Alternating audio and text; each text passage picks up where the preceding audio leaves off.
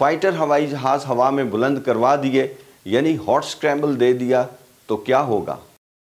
बिस्मिल्लाहिर्रहमानिर्रहीम। अस्सलाम वालेकुम।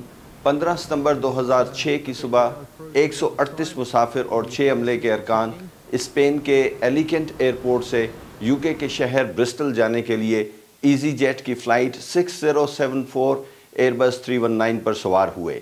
ये 2.5 घंटे की फ़्लाइट थी और इस जहाज़ पर ज़्यादातर बरतानवी शहरी थे जो हस्पानिया के साहिलों की धूप सेकने के बाद घर जा रहे थे। यूरोप में मौसम गर्मा का टूरिस्ट सीज़न ख़त्म हो रहा था। ईजी जेट एयरलाइन ने एयरबस से कुछ नए हवाई जहाज़ हासिल किए थे, जिनमें से एक आज की फ़्लाइट पर एयरबस 319 भी शामिल था।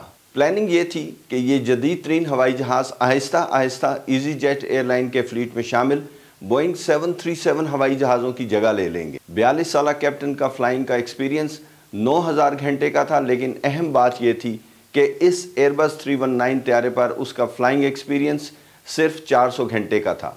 कैप्टन का तकरीबन सारे का सारा फ्लाइंग एक्सपीरियंस बोइंग 737 पर था। फर्स्ट ऑफिसर का फ्लाइंग एक्सपीरियंस तो बहुत ही कम था, टोटल 3000 घंटे, और उसमें से भी 500 घंटे का एयरबस 319 पर तजर्बा था, बाकी सब बोइंग 737 पर। एलिकेंट एयरपोर्ट पर इस हवाई जहाज़ की यहाँ आने वाली फ़्लाइट के पायलट्स ने आज की ब्रिस्टल एयरपोर्ट की फ़्लाइट के पायलट्स को जहाज़ के बारे में ब्रीफिंग देते हुए बताया कि इस हवाई जहाज़ के बाएं इंजन से चलने वाले एक इलेक्ट्रिकल जनरेटर में आते हुए एक फॉल्ट आ गया था, इसलिए वापसी पर आप इस जनरेटर को बंद रखेंगे और इसकी जगह APU को स्टैंड बाय जनरेटर के तौर पर इस्तेमाल करेंगे।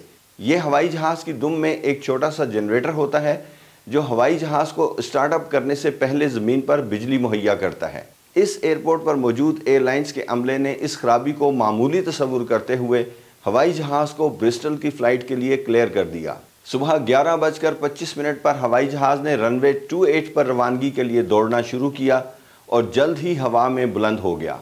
जहाज़ की टेक ऑफ परफॉर्मेंस बिल्कुल नॉर्मल थी। फ़्लाइट ने 32,000 फुट की बुलंदी तक के लिए क्लाइंब करना शुरू कर दिया।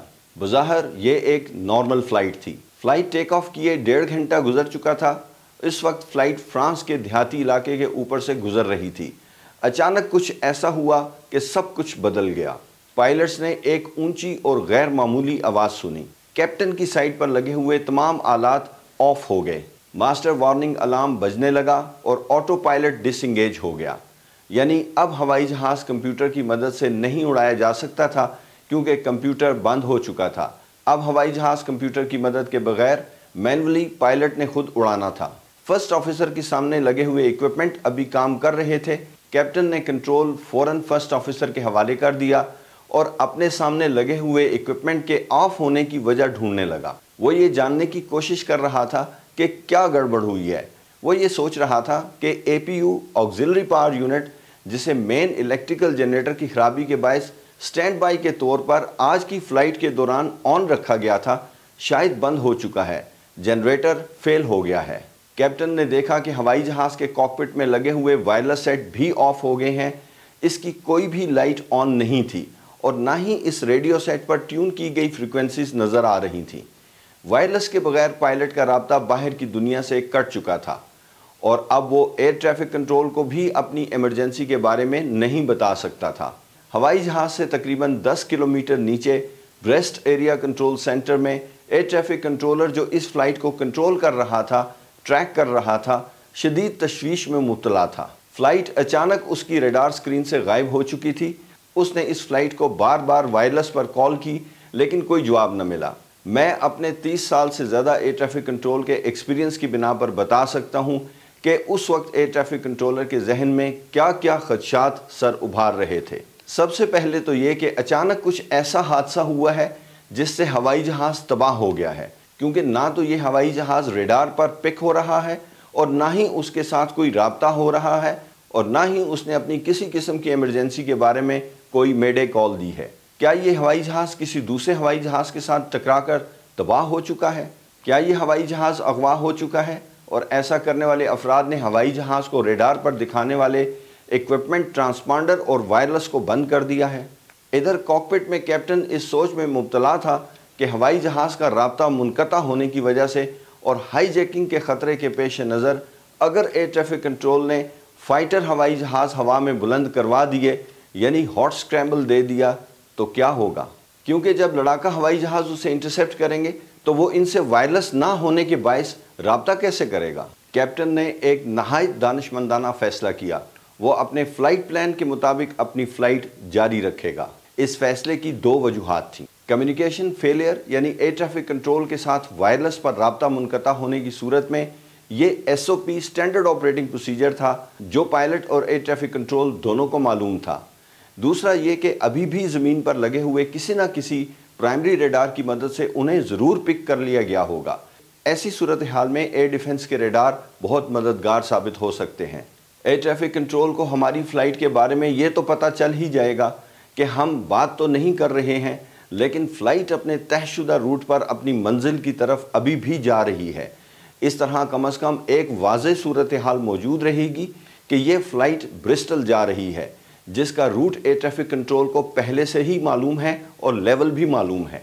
इस सूरत में लड़ाका हवाई जहाज़ों को भी शायद हमें इंटरसेप्ट करने के लिए नहीं कहा जाएगा। उधर एयर ट्रैफिक कंट्रोल के पास एक और गंभीर सूरत हाल पैदा हो चुकी थी। उस ईज़ीजेट की फ़्लाइट के लेवल 32,000 फुट पर एक और हवाई जहाज़ इस फ्लाइट के करीब होता चला जा रहा था। ये फ़्लाइट भी 32,000 फुट के लेवल पर ही थी। इन दोनों के दरमियान मिड एयर कुलियन का ख़तरा पैदा हो चुका था। एयर ट्रैफिक कंट्रोल ने अपने राब्ते में मौजूद हवाई जहाज़ को अपना लेवल चेंज करने के लिए कहा ताकि मिड एयर कुलियन का ख़तरा टल सके। एयर ट्रैफिक कंट्रोल के राब्ते में मौजूद फ़्लाइट ने जैसे ही अपना 32,000 फुट का लेवल छोड़कर नीचे उतरना शुरू किया, उसने अपने ऊपर से ईज़ीजेट की इस एयरबस 319 को गुजरते हुए देख लिया। वो खौफनाक हादसे से बाल बाल बच गए थे। उनके दरमियान सिर्फ 19 सेकंड का फासला रह गया था। आज मुझे अपनी कराची एयरपोर्ट रेडार पर एक नाइट ड्यूटी याद आ गई है। मैं उस रोज़ कराची रेडार वेस्ट पर सेकंड नाइट ड्यूटी कर रहा था। शारजा की तरफ से पाकिस्तानी फ़ज़ाई हुदूद में दाखिल होने वाली इंडियन एयरलाइंस की अगवाशुदा फ़्लाइट इंडियन एयर 813 ने मुझे राब्ता किया। मैंने उसे अपनी SOP के मुताबिक एयर ट्रैफिक कंट्रोल की हिदायत दी, जो कि उसने कॉपी तो कर ली लेकिन उन पर अमल ना किया और अपनी मर्ज़ी से अपनी फ़्लाइट एक पॉइंट की तरफ जारी रखी। और इसके बाद इस फ़्लाइट ने मेरी किसी कॉल का जवाब नहीं दिया। मैं अपनी रेडार स्क्रीन पर इस हवाई जहाज़ को देख तो रहा था, लेकिन वायरलेस पर राब्ता नहीं था। इस हवाई जहाज़ ने अपनी मर्ज़ी का रूट पकड़ा और एक पॉइंट की तरफ उड़ना शुरू कर दिया। अब मुझे ये मालूम नहीं था कि ये फ़्लाइट किस बुलंदी पर रुकेगी। उस जगह मेरी कुछ और फ़्लाइट्स भी थीं जो इंडियन एयर 813 के साथ कन्फ्लिक्ट कर रही थीं, यानी इनके दरमियान तसादुम का ख़तरा हो सकता था। मैंने अपनी टीम के साथ मिलकर दूसरे हवाई जहाज़ों के लेवल चेंज करने शुरू किए ताकि इस इंडियन एयर 813 को साफ साफ रास्ता मिल सके। ये वाक़या बिल्कुल आज की वीडियो में मौजूद ईज़ीजेट की फ़्लाइट जैसा ही था, इसलिए मैं आपको सुनाए बगैर न रह सका। अब आज की वीडियो की तरफ वापस चलते हैं। ईज़ीजेट फ़्लाइट के कैप्टन ने अपनी इमरजेंसी रेफरेंस बुक खोल ली और अपने लिए ऑप्शंस तलाश करना शुरू कर दी। SOP के मुताबिक कैप्टन ने ब्रिस्टल एयरपोर्ट के ऊपर पहुंचने के बाद डिसेंट शुरू करनी थी, यानी नीचे उतरने का अमल शुरू करना था। उधर एयर ट्रैफिक कंट्रोल उन्हें अपने प्राइमरी रेडार पर मॉनिटर कर रहा था। उन्होंने वाज़े तौर पर नोट कर लिया कि अब हवाई जहाज़ इस एयरपोर्ट पर लैंडिंग के लिए अपनी अप्रोच शुरू कर चुका है। एयर ट्रैफिक कंट्रोल ने एयरपोर्ट पर किसी भी मुमकिना इमरजेंसी से निपटने के लिए मुकम्मल तैयारी कर ली थी। फर्स्ट ऑफिसर ने अपने बहुत कम तजर्बे के बावजूद हवाई जहाज़ को बाहिफाजत एयरपोर्ट पर उतार लिया।